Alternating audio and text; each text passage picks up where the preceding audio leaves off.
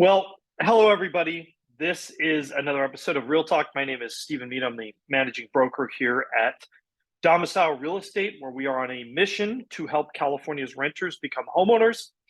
Um, you know, this is a little bit of a different video than we've done in the past, and we're doing a different background. And the reason why there's a different background today is because I want to give people a broader view. Because when we started doing YouTube, when I started doing YouTube, in the pandemic, I think my original idea was to talk about the things involving Southern California real estate that nobody was talking about. And I think for the most part, we've done a really good job of that. I think we've given people a look at data that's different. But one thing you'll notice, and a criticism we have received, is that our market updates really take a look at year over year and over the past year. They are very focused on in the moment, and there's not really a lot of big picture kind of thoughts. So this is about doing something a little bit different, and we've kind of had this cool data set that we've been working with on some much bigger things since the year 2000 to really talk about how that affects you. And I don't think anybody's talking about this right now, and I think that's unfortunate. I think if you were a person who is out there, right? Either perhaps you own a home already, perhaps you'd like to own a home, maybe you're thinking of moving to California. These are some things you should really be thinking about in the long run and trying to make sense of, right? This is about making decisions that are in effect your financial future, not next year, not even 5 years from now, but 10, 20, maybe even 30 years from now, right? So I want to go ahead and kind of get right into it. And if this has a little bit of a somber tone, I don't mean it that way. In fact, we're going to start off with some good news, right? Because I like good news. So let's go ahead and start off with our good news. So here is the good news, right? And the good news is there has been a lot of talk that housing in general, to rent or to buy, has been insanely expensive, that inflation has greatly reduced buying power, and that it is impossible to get ahead in California. And I want to talk about and tell you what this chart is. So again, we're starting at the year 2000, and we're kind of going through the present. And what we've done is we've indexed or normalized or referenced the data. What does that mean, to index, normalize, or reference the data? Basically, it means we take our numbers from the year 2000 and we basically say that is ground zero. And there are two reasons that we do this. And if you watch our whole market updates, we've got a chart where we do this. So this is the same process. The reason we do this is twofold. One is that this takes the emotions out of the numbers. If I tell you that the median home price exceeded $1 million for the first time, that will elicit an emotional response. There is something magical about the number of $1 million. And so when we normalize this data, it makes it percentages. And so it removes kind of any of that emotion out of it. It gets us really the ability to sort of grab onto these numbers in an abstract sense. The second reason is it makes comparing numbers easily, right? Because we can see how things have changed over time. So this particular graph here that we are looking at, the green line is inflation. The blue line is median household income in California.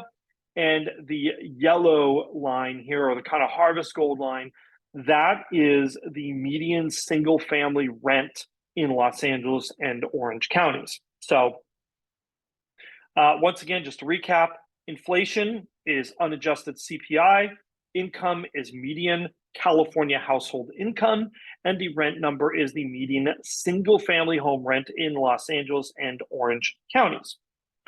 And so if we start all these numbers back here in 2000, we took the middle of the year for most of these, you can see a couple things. One is this blue line of income has exceeded inflation. So you are ahead of inflation since 2000. So on average. So you may not be, but as a whole, Californians' wages have more than kept up with inflation overall. Obviously, there are particular instances, particular goods, et cetera, that may not be true.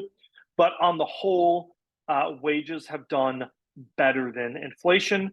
That wasn't always true. If you look back here, 2009 through around 2015, 16, guess what? Wages actually trailed inflation, right? So during the Great Recession was not a great time for wages, but right now wages are actually doing better.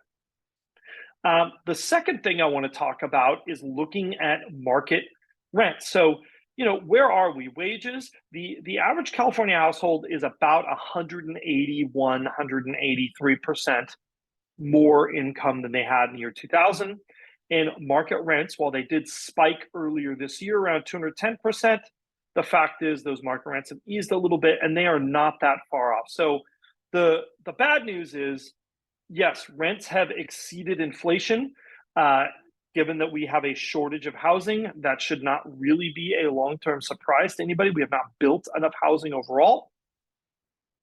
But the good news is it's exceeded wages, but not by a huge amount. Like, we are not ridiculously out of the zone. If you look at over time, these numbers tend to be pretty intertwined.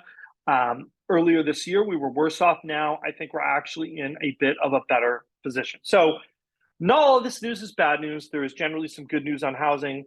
The fact is, all is not lost. Your wages have, in fact, kept up with inflation, at least on a median household income basis here in California. Now we're going to go ahead and we're going to go to our next chart here. This one is a little different. This one is tracking income, home prices, rents, and the payment on a median priced home. And gosh, boy do we have a lot to talk about here. And I really wanted to give people this kind of long-term perspective, because I think this is something that, especially if you are a person under the age of 40, in the year 2000, you were still in high school. So, you might not have a great reference point on some of this historical data and kind of how that fits in with today. Obviously, we're gonna just briefly touch upon this hump here between 2003 and 2009. That is, that's a pretty big hump, and you see in both in home prices and in the green line, which is housing payments. So we can see this was kind of this run up that happened, and then boy, a very, very steep and quick fall, kind of back down here, and then sort of a rise and an increase. If we look at our more recent data on this, right? This is 2018, 2019, 2020. What happened in 2020 to home prices? They climbed. What happened 2021 to 2022? They climbed. What happened between the middle of this year, 2022, we took this number, and now they have fallen in terms of a median basis in Los Angeles and Orange counties. And I always caution people a little bit on this median basis. I think the quality of homes has deteriorated since last year. I think the homes we're seeing for sale are not as good or as improved.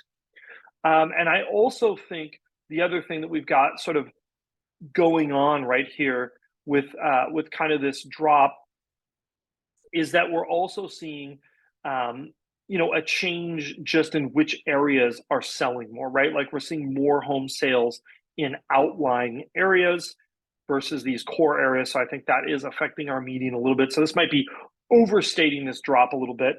But one of the things I want to point out here with home prices is we added a trend line to here to kind of look over time, right? Like a slope that maybe represents kind of an average over time.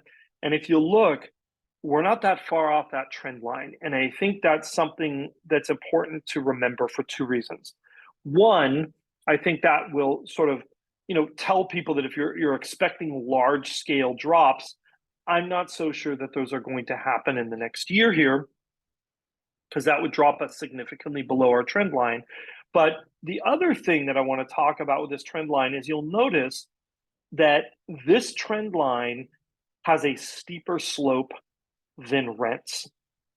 And I want to talk about the reason why that is. There are really two reasons for that.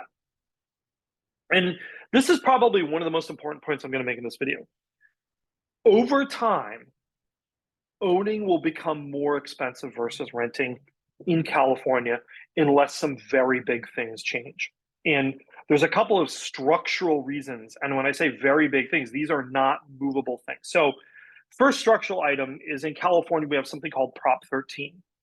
Prop 13 basically makes it so you do not want to sell your home. More or less, this is it. This is different than many other states.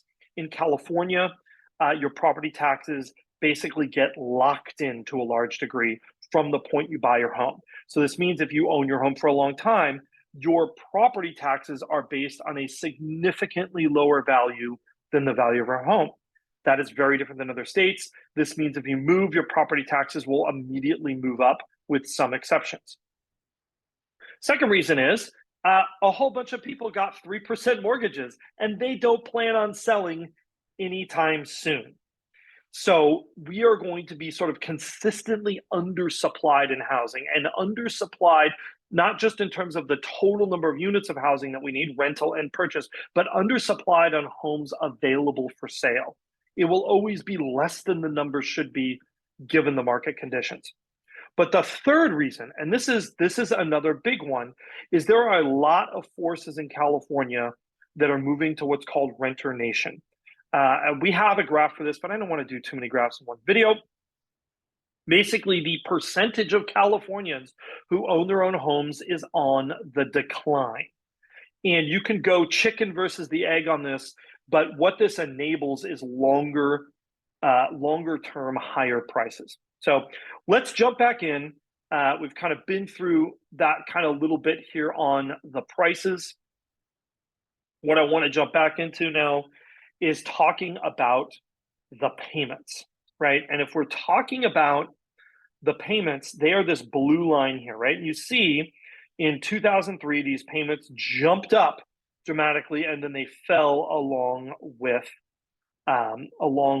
those home prices. And then they actually remained. Payments were well below income levels, right? Like if we track this green line versus the blue line, they're together. Payments jumped way faster than incomes. Then they dropped down under here. And then they've kind of been following along with income, but really having a slope that's a little bit higher. And then here we go in 2021. What happened by 2022?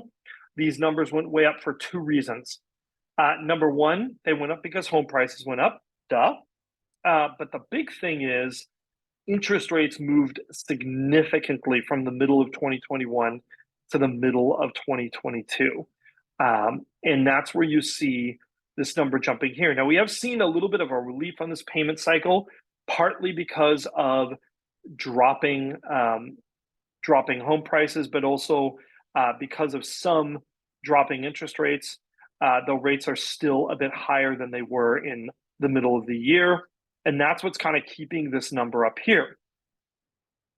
And if you look, we drew a little green trend line here. Where should payments be if we're going by the trend line? Well, they should be down here.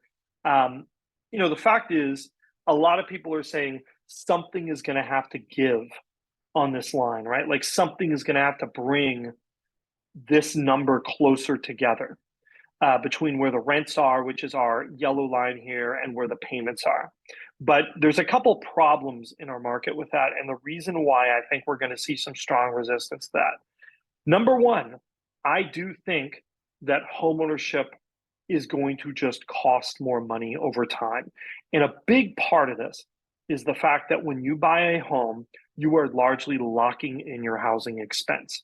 And I think that is becoming more and more valuable to people, especially in an era of rising property values, because that means not only does their expense stay the same, but if they were to wait and buy, it would get even progressively more expensive.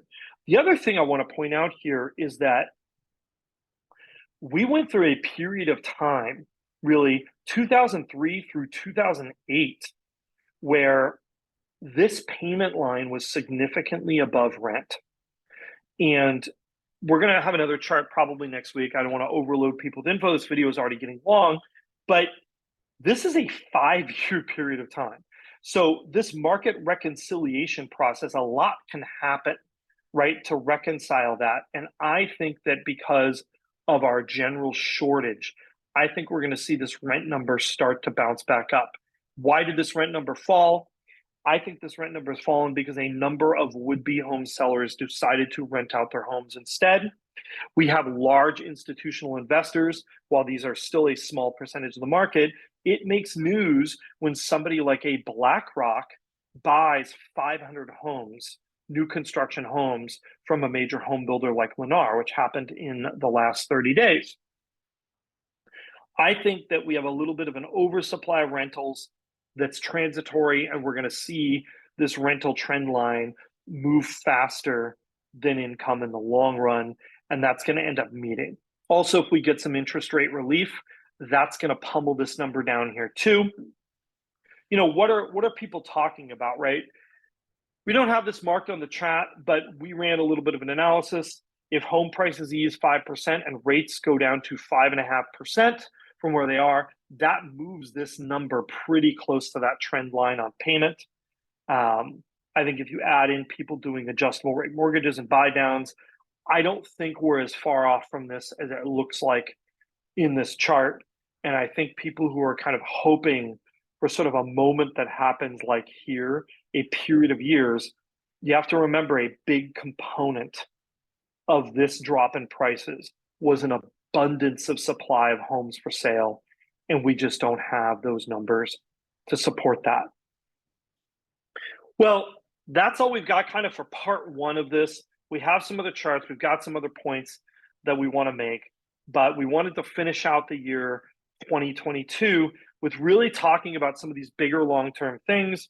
Our next video in this series that we are going to do, we are going to be talking about what this means for you and your long-term decision-making and why you might want to look at certain strategies and what we think is really going to happen over that 10 plus year time horizon in effect to home ownership, rents, and what are maybe the best choices you can make as a California resident, especially if you'd like to stay in California, if you'd like to remain where we have 80-degree Christmas days like we did this past year.